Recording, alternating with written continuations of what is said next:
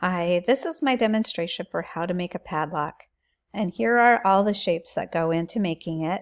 And each of these shapes was created from this one empty div up here with a class of lock.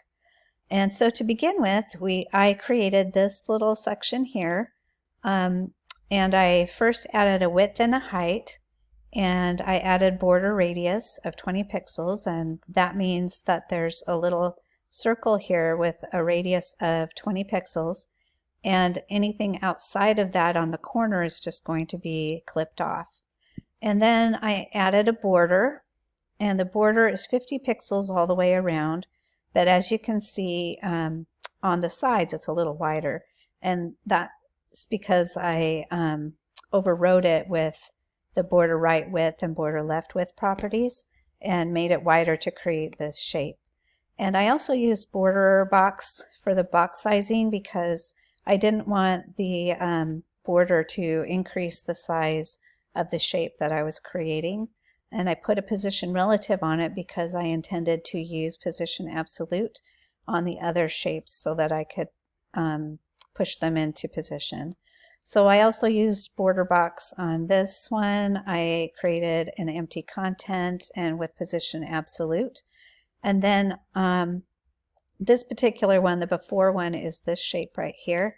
So I added a width and a height, and then I added a border that was 26 pixels, and that creates basically nearly a square. It's a little rectangle, and in order to get the rectangle to be rounded on the top, I needed to add a border top left radius and a border top right radius, and I used 50% because that would make it a very nice rounded shape as you see here.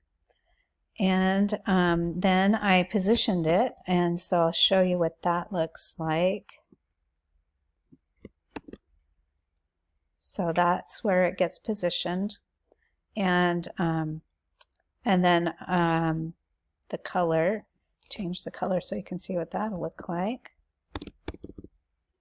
And there we go. So we're mostly done with the padlock, but the only last little section is this part to style this little center section here, as you can't add any radiuses around this area. So I created this little shape here in the same way as I did the others, with a width and a height and with a border and then a border radius, and then I put it into position. So you can see what that looks like, and there it goes, and change the color,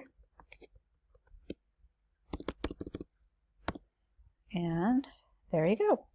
And that's the finished padlock, and it looks pretty cute. So that was pretty fun to do, and I enjoyed it, and I hope you enjoyed my demo.